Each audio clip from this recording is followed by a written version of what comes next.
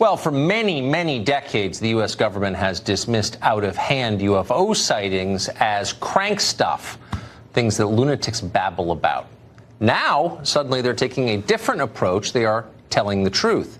They're finally admitting that UFO sightings are, in fact, routine, and the government is now being systematic in investigating the question of UFOs. A new History Channel documentary called Unidentified will explore the military's many recent encounters with unidentified aircraft. The object the Navy pilot is tracking suddenly seems to get bigger. The object then appears to accelerate rapidly, disappearing off screen. That's a significant rate of acceleration in a horizontal plane off to the left. That's very fast.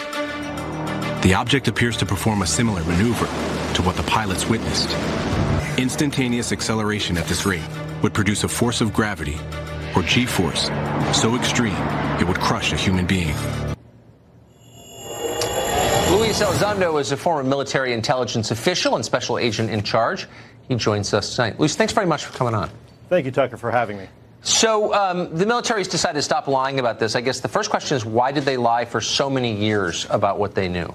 I think that's a fair question, Tucker. I think there could be multiple answers. I think, first and foremost, let's look at the obvious. We didn't have quite the technology for decades that we do now. We now have the technology on some of the most sophisticated weapon systems that give us the fidelity that we need to better ascertain what these things are. Another answer could possibly be, frankly, stigma and taboo, and that this is a topic that is fraught with these landmines, potential, if you will, proverbial landmines.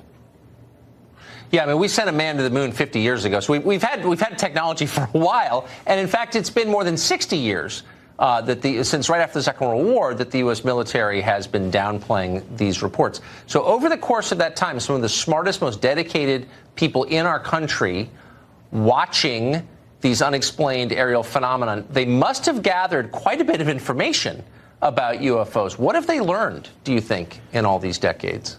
Well, Tucker, I can only answer from the time that I was with AATIP for about 10 years when I was part of that program, and we learned a lot. I think probably the most significant, if you will, results of the program were 5 observables, and you've already mentioned a few of them on your show, and that's instantaneous acceleration, hypersonic velocities, a bit of an oxymoron, but low observability, transmedium travel, and last but not least, positive lift, or in the vernacular, anti-gravity.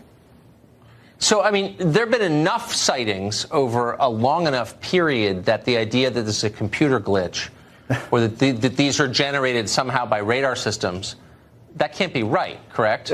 Tucker, we are well beyond right now establishing whether or not these things exist. It is an absolute fact that they are there. Now, what they are, where they're from, who's behind the wheel, we simply don't know. I mean, is it possible these things are a foreign adversarial technology that somehow was developed in secret and we're just now trying to figure these things out? It's possible, but there's also other possibilities as well of what these things could be. Right. So that would be the terrestrial explanation. Just assign off the top of your head a likelihood of that being the case, that these are Russian or Chinese. Boy. Tucker, you don't want me to give my opinion. The one thing I learned in intelligence, there's a lot. You can be absolutely sure of something and be absolutely wrong. Of course, so it's happened to me many times. But it sounds. I guess just to sort of put a bow on it. I think it's a low probability. That's it. Okay, it's a very low probability. Look, we have the most sophisticated weapon systems right now on the face of the planet, and we can identify not only a 737 or a MiG-25 or a F-22. We can tell you even what airline it is, and the difference between the models of aircraft within that type of aircraft. So I think it's highly unlikely that a foreign adversary was successful in developing something like this. So let me ask you one last question.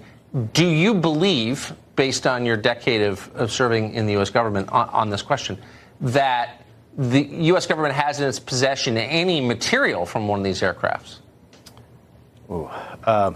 I do, yes. You think the U.S. government has debris from a UFO in its possession right now? Unfortunately, Tucker, I really have to be careful of my NDA. I really can't go into a lot of more detail than that. Okay. But simply put, yes. All right. Well, we have a lot more to find out. And I'm very glad that you came on our show tonight. And I hope you come back.